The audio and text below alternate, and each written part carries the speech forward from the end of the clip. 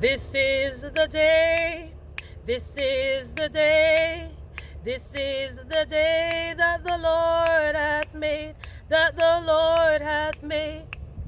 I will rejoice, I will rejoice, and be glad in it, and be glad in it. This is the day that the Lord hath made. Let us rejoice and be glad in it.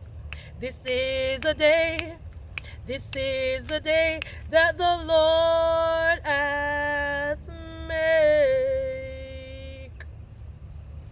This is the Glades kind of girl over here in Zone 10A, Florida.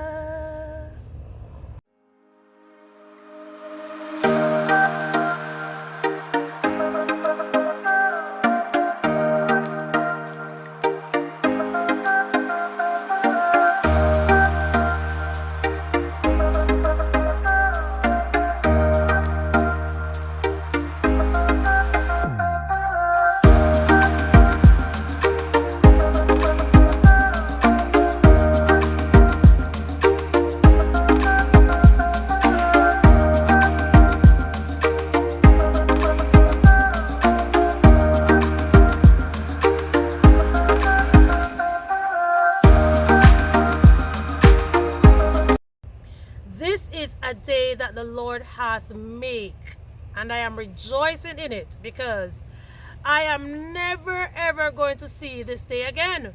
Never in my lifetime. There is only one March 13, 2024. I have to give God thanks.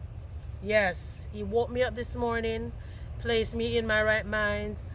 I want to say a very warm welcome to all of my new subscribers, and a very warm welcome to all of my returning subscribers.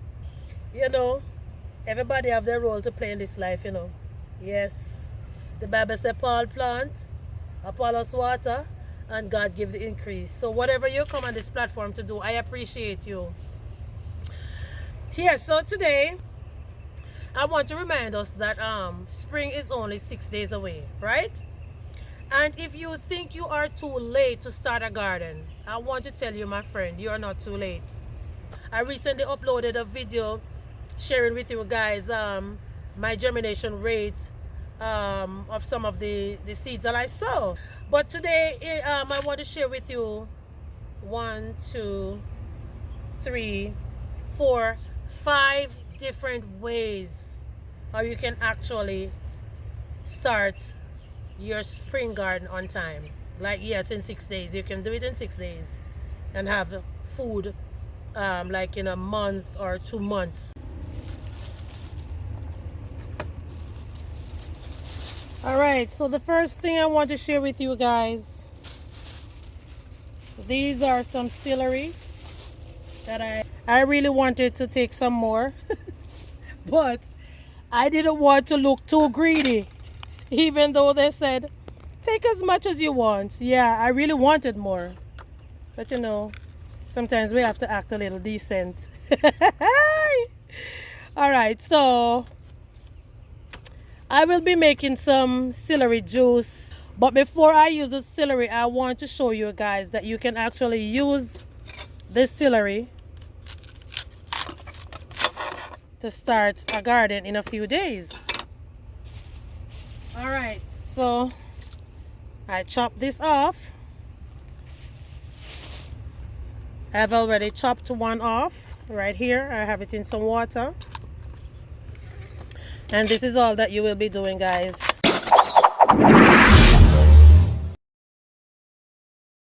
Come on now, behead the celery, because this is gonna bring you some food in just a matter of weeks. All right, so if you look closely at the bottom of this one, let me see if I can find it. I think it is already rooting, right? Look, see, there are some root there. So you will be cutting the celery like this, and if you want to peel back some of, oh, Look at this. Look, this is a good root. Look, y'all see this? These are some good roots, so I'm not going to peel off anything. When you cut the celery, you are going to put it in some water like this one. Actually have a bigger container. So you're going to... I know this was going to be too big for only 4 celery. I should have gotten more. What was I thinking of? Alright, so you're going to pour the water in the container. You are going to leave them in the water until you can see visible roots. This is how I prefer doing it, because the last time I took one and I planted it directly in the ground, it died. Honestly, it died. And I had to replace it with another one. So I'm going to leave this in the water for a few days, and as soon as I see the roots on it, I will take it and I will plant it out in my garden. Okay, the next thing that you can use to start a garden for spring is some garlic. So you are going to take a head of garlic, and all I did was to add some soil in this cup, and I just put the garlic down in there. I'm going to take this one out to show you the roots that is on it. I can actually separate it and plant it out in my garden now. But look at this, guys. You see all of these roots? Look at this. This is a lot of roots combined together. So you can separate them.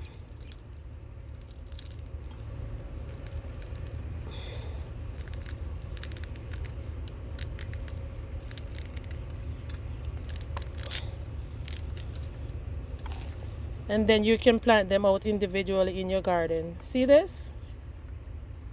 Yes, you can do this. And you'll have some garlic growing in your garden in no time. Other thing I have here are some green onions. So I need, hold on. Okay, so here are some green onions. I actually have these green onions for probably over 2 weeks waiting to do this video. So the same thing that you did with the celery, you are going to cut off the tops of the green onions, of course. And I will be using a can. This is a whole kernel corn can, and I'm going to pour some water in there. This is the amount of water, but you're going to pour whatever amount of water you need to pour in that can, and then you're going to place these green onions in the water, and believe me, in a few days you will have fresh green onions to plant out in your garden or to start using in your kitchen.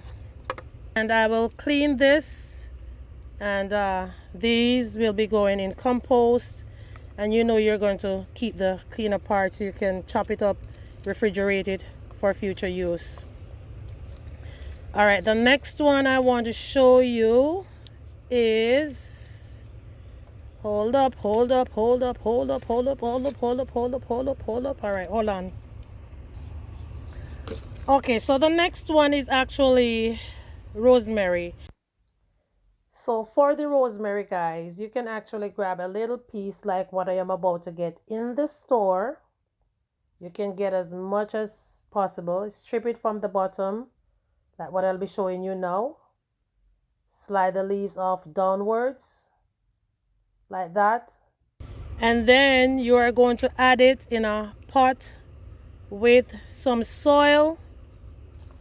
I already have some soil in here. You're going to stick it all the way down. Oh, this is too long. I need to cut off a piece of it.